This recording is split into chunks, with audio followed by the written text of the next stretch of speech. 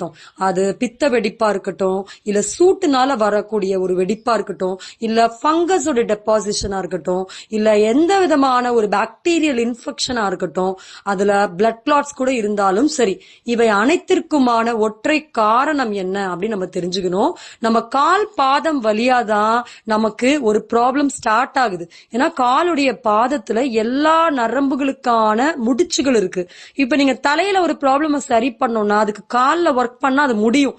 கால்ல ஒரு பாயிண்ட் போடும்போது தலை வரைக்கும் அந்த நரம்பு டிராவல் ஆகும். அந்த நரம்புல இருக்கக்கூடிய எல்லா நியூரான்ஸும் எஃபெக்டிவா டிராவல் பண்ண வைக்க முடியும். அப்ப பாதத்துல ஒரு டாக்ஸின் இல்ல ஒரு பிளாக்கேஜ் ஏற்படும் பொழுது அது அங்கே டெபாசிட் ஆயிட்டு திரும்பி ரீசர்க்குலேட் ஆகாத போது நம்ம ஆர்கன்ஸ்ல போயிட்டு அது ஒரு நோயாக கன்வெர்ட் ஆகுது. சோ அப்ப நம்ம பாதத்துடைய அந்த ஃபங்க்ஷன்ஸ் நியூரானுடைய ஆக்டிவிட்டியை நம்ம அதிகப்படுத்திட்டா போதும். சோ நம்ம உள்ள